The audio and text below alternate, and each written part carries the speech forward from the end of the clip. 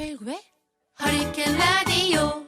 자, 역사를 가장 역사답게 가르친다고 자부하는 황연필입니다. 오늘 4.19 그거 20분 정도 시간 주셨으니까 이제 4.19 그거가 왜 일어났냐라고 보통 일반인들에게 물어보면 이승만의 독재, 그리고 자유당 정권의 부정부패, 그리고 3.15 부정선거 때문이다. 네. 보통 그렇게들 말씀하시는데 어차피 20분 정도면 제가 조금 하고 싶은 전체적인 이승만 정권에 대한 개관, 그리고 왜 3.15 부정선거가 일어났는지를 제가 이 화이트보드가 준비되어 있다는 걸 실은 저는 몰랐거든요. 그래서 이걸 보고 급히 한번 강의 형태로 한번 가볼 수 있도록 하겠습니다.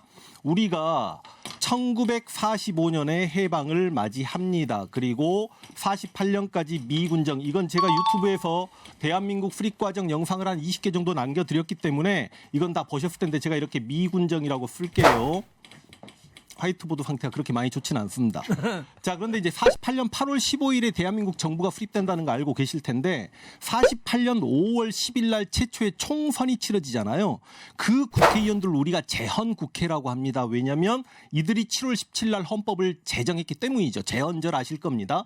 그런데 그 재헌헌법에 입각하면 대통령은 국회에서 간접 선출한다라고 돼 있죠. 그래서 국회에서 이승만이 선출돼서, 왜냐하면 남북협상파였던 김구나 김주식 선생님은 이 국회 선출에 이렇게 참여를 하지 않으셨거든요. 그래서 이승만이 당선이 되면서 52년까지 대통령을 할 수 있게 되었고, 만약에 재선에 성공하게 되면 56년까지 이렇게 가능한 거죠.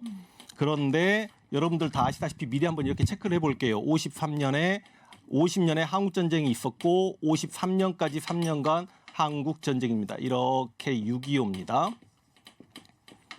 자, 근데 이승만 정권이 들어서 가지고 48년에서 50년 사이에 친일파 처벌이 그렇게 실패했죠, 솔직히 말씀드리면. 그리고 농지개혁에 대한 불만이 있었기 때문에 이승만 정권의 지지도는 벌써 2개월 만에 조금 추락하고 있었다라고 봐야죠. 그래서 50년 5월 30일 날 두 번째 총선을 치릅니다. 여러분들 다 아시겠지만 총선은 국회의원 선거하는 거고요.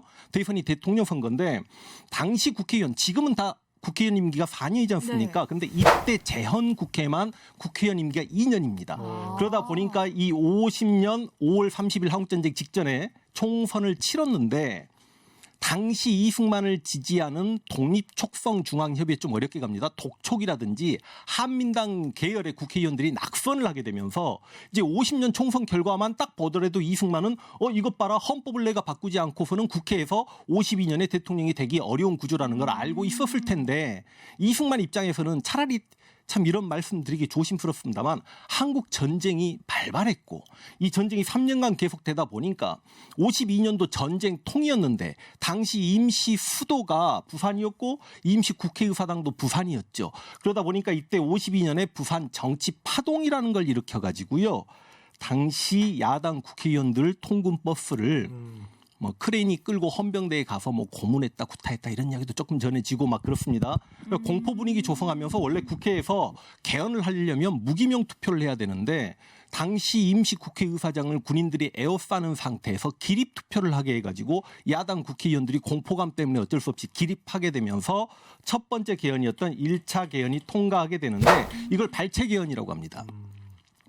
발췌라는 말이 무슨 말이냐면 기존 헌법 내용 그대로 둔 채 대통령을 국회에서 선출하는 게 아니라 대통령을 국민이 직접 선출하겠다. 이거 직선제죠. 원래 직선제는 굉장히 좋은 거고 민주주의에 어찌 보면 이게 참 꽃이지 않습니까? 네. 그럼에도 불구하고 전쟁통의 군대 통수권자가 바뀌길 바라지 않는 국민들의 마음을 이용해 먹으려고 국회에서는 대통령 당선되기 어려우니까 1차 개헌을 했고 52년에 이승만이 쉽게 당선이 됩니다. 그러면 56년까지 이제 이승만의 임기가 계속 되는 건데 이 50년 총선까지는 이 앞에 재헌국회의원만 임기가 2년이었고 그 다음부터는 4년이니까 54년에 국회의원 선거가 치러지는데 실은 이 총선부터 거의 대부분 부정선거였다라고 생각하시면 됩니다. 야당 국회의원 후보들은 어디서 선거 유세 제대로 하기도 힘들었고 개표할 때 항상 야당 참관인들이 제대로 참관도 못하는 상황이었기 때문에 54년에 이승만의 자유당이 압승을 하게 되니까 이제 이승만 입장에서는 좋다. 1차 개헌은 내가 좀 강하게 밀어붙였지만 민주적 절차를 밟아서 나는 초대 대통령이니 초대 대통령에 한해서 3선의 제안을 철폐하겠다. 초대 대통령이니까 나만 영원히 하겠다. 이게 뭘 의미하냐면 대한민국에서 4년 중임제로 대통령의 임기를 정했는데 이거는 정확하게 미국을 뽐딴 겁니다. 그러니까 미국에서 워싱턴이 4년 중임제 8년 대통령을 하죠. 그리고 주변 사람들이 워싱턴에게 너는 초대 대통령이니까 조금 더 해도 되지 않겠냐. 근데 워싱턴은 야, 내가 초대 대통령인데 내가 이 헌법에 명시된 대통령의 임기를 지켜줘야 후임 대통령들이 그 약속을 지킬 거 아니냐. 그래서 3, 4대 대통령이었던 미국의 독립선언서 기초했던 제퍼슨도 그 약속을 지켰죠. 그러다 보니까 미국은 4년 중임제라는 그 약속이 실천이 되어진 겁니다. 물론 2차 세계대전 때 루즈벨트는 특이한 상황이었기 때문에 사선까지 하긴 합니다만. 근데 왜 우리 하필 초대 대통령 이승만은 그 4년 중임제 약속을 지키지 않게 되면서 이제 우리가 민주화까지 가는 과정이 이제 길고 험난해지는 건데 54년에 당시 국회의원 203명인데 자유당이 압승을 했기 때문에 비밀 표결로 들어간 겁니다. 그래서 3분의 2를 얻어야 이게 통과가 되는 건데요. 그럼 135.333이 나옵니다. 저는 머리가 좋아서 이게 다 됩니다.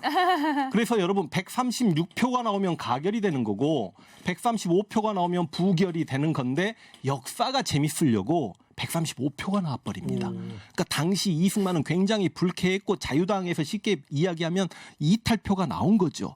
그런데 당시 서울대 수학과 교수가 무슨 이야기를 하냐면 숫자적으로 0.3이 어떻게 반올림이 될 수 있냐. 수학적으로는 0.5 이상이면 세울 수 있다.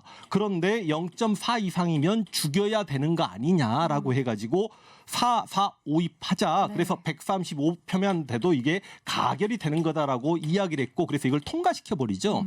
그래서 이걸 그러니까 초대 대통령만 죽을 때까지 대통령을 할 수 있다. 총통제로 가겠다. 초대 대통령 안에 중임의 제한을 철폐하겠다. 쉽게 이야기해서 이승만이 56년 대선에도 나오겠다. 이걸 우리가 4.4 5입에서 3선 개헌을 통과시켰다라고 합니다. 이게 2차 개헌이죠. 그래서 56년 대선에 이제 이승만이 출마를 하게 됐는데 당시는 대통령 후보 따로 부통령 후보 따로를 뽑는데요. 자유당에서 대통령 이기붕, 부통령 이기붕 후보가 나왔고 여기에 이승만입니다. 이기붕입니다. 그다음에 민주당이 한민당이 민주당의 명칭을 바꿨고 여기서 신익희가 나왔고 장면 후보가 나왔고요. 무소속의 조봉암 후보가 나왔는데 신익희 후보가 56년도에 상당히 유력했습니다. 이때 그 민주당의 유명한 선거 구호가 못 살겠다 갈아보자 구호죠. 근데 신익희 후보가 대선 일주일 전에 나주 유세를 가는 과정에서 기차 안에서 심장마비로 돌아가시게 됩니다. 그런데 당시 선거법에 입각하면 한 번 대선 후보가 결정되면 다른 후보로 대체를 할 수 없기 때문에 당시 민주당은 선거 후보 없이 대선을 치렀어야 했는데 그럼 당시 민주당에서 조봉암을 지지할 수도 있었지만 조봉암은 한때 과거 사회주의 전력이 있기 때문에 이 민주당이 당시는 조금 보수 민주당이었거든요. 그래서 결과적으로 이승만이 500만 표 정도를 얻어서 당선이 되는데 문제는 조봉암이 굉장히 선전을 하면서 200만 표 이상을 가져갑니다. 그리고 이때 조봉암이 굉장히 멋진 말을 남기죠. 나는 선거에 이기고 개표에 졌다. 공안정국이었기 때문에 조봉암 후보가 거의 선거활동을 못했던 겁니다.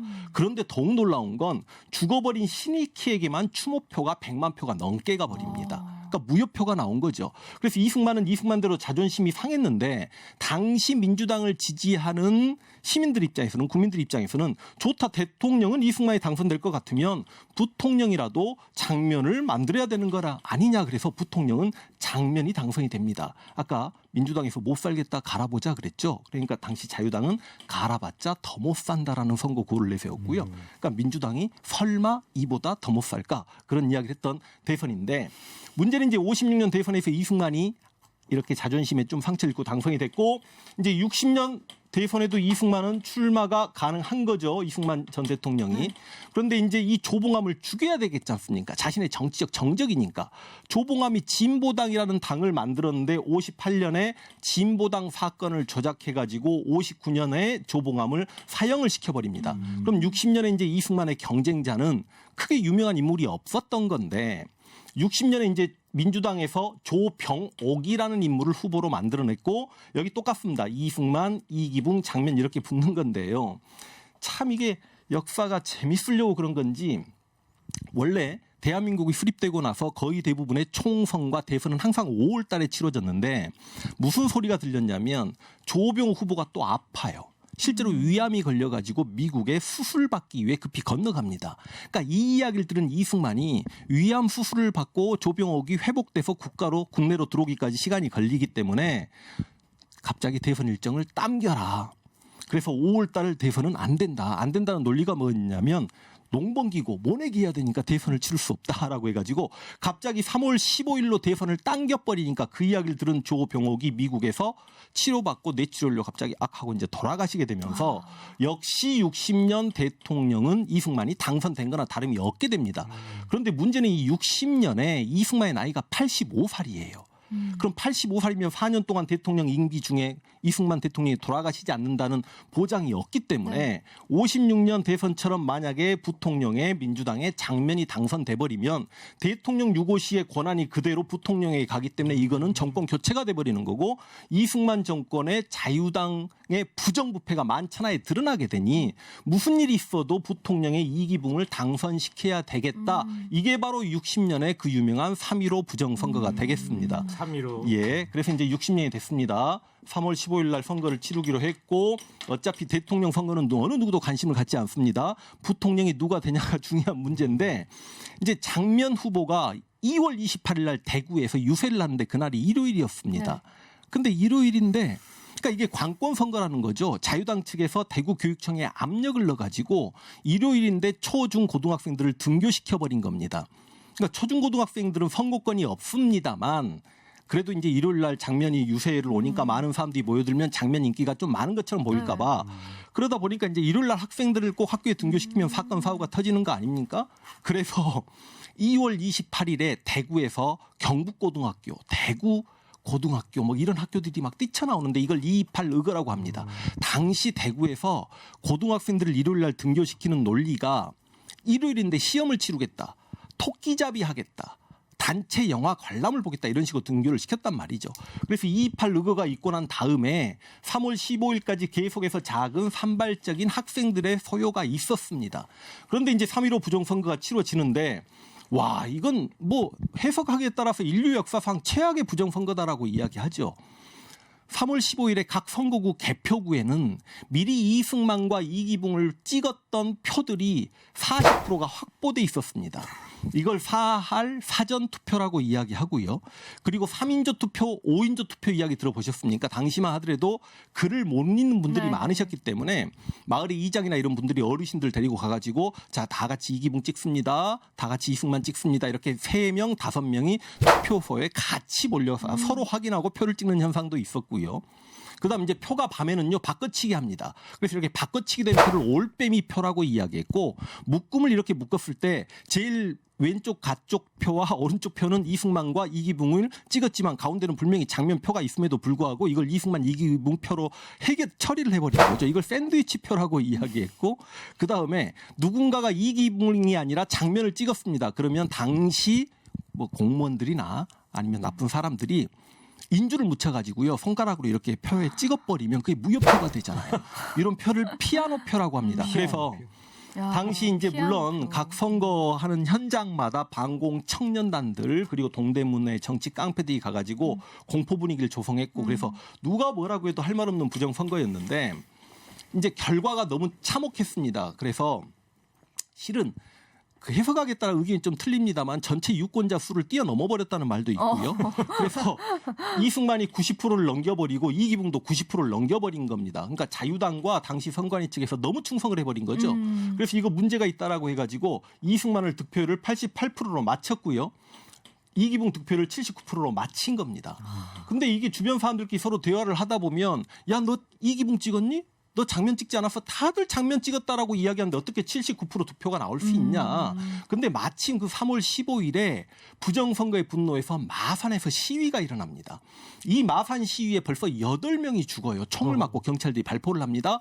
그 3월 15일 마산 시위에서 8명이 죽는데 당시 이기붕에게 아니 어떻게 경찰이 일반 민간인에게 총을 쏠 수 있냐 그랬더니 이기붕이 뭐라고 이야기했냐면 부통령이 지금 당선이 된 거랑 다름없는 이기붕이 총을 쏘라고 주는 것이지 갖고 놀라고 주는 것이 아니다. 그 이제 신문 기사에 실리게 되고 이 3.15 부정선거에 대한 시위로 8명이 죽었는데 문제는 전주 출신의 학생이 마산에 마산 상고에 시험을 보러 왔는데 이 시위에 참여했던 김주열이라는 학생이 행방불명이 돼버린 거예요. 그래서 김주열 어머니가 이 마산까지 와가지고 마산 시민들과 함께 김주열 시신을 찾느라고 저수지 물까지 다 빼보고 난리가 났었습니다만 김주열의 시신을 찾을 수가 없었습니다.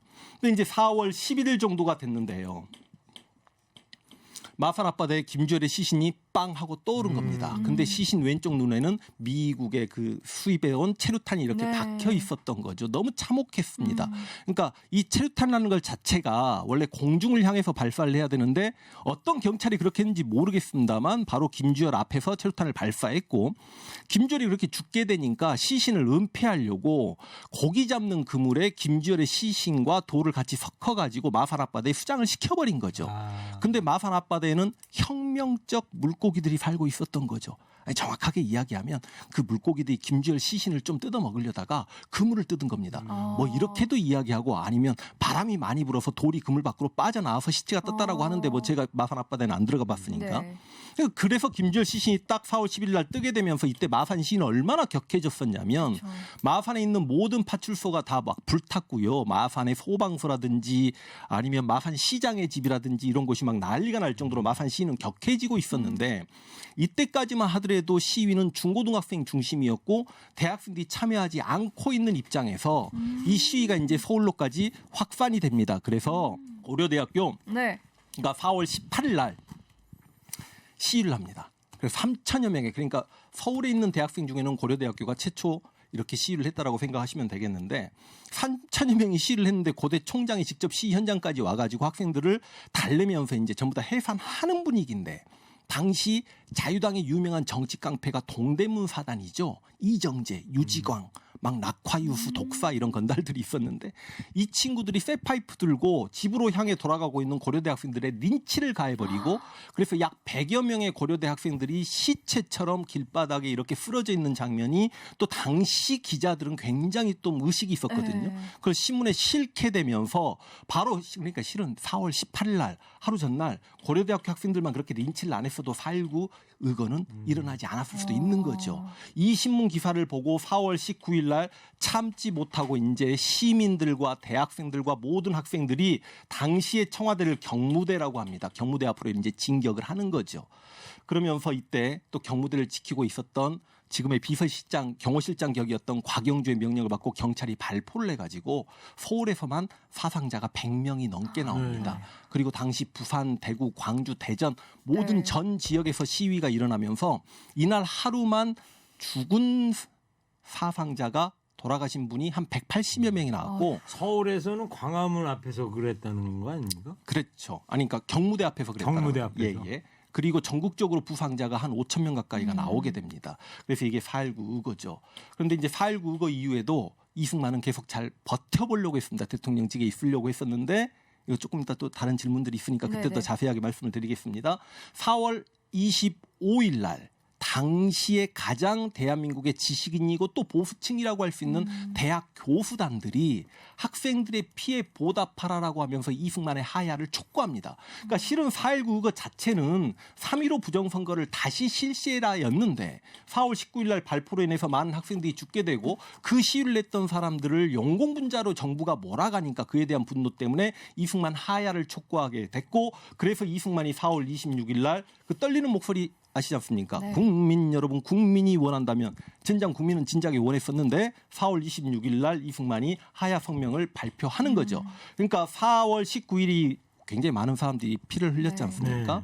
이 4월 19일 피해 화요일, 4월 26일을 승리의 화요일이다라고 이야기하고 이승만 하야하고 당시 외무부 장관 허정이 장관 랭킹 1위였다라고 생각하시면 되겠습니다. 그래서 허정 과도 정부가 만들어지고 안 되겠다. 이승만 정권에 이렇게 독재였지 않냐. 대통령제를 포기하겠다라고 하면서 그 유명한 3차 개헌을 하게 되면서 이 3차 개헌이 우리 역사상 처음이자 마지막 의원 내각제 개헌입니다. 그러니까 총선을 치러서 다수당에서 대통령이나 총리가 나오는 거죠.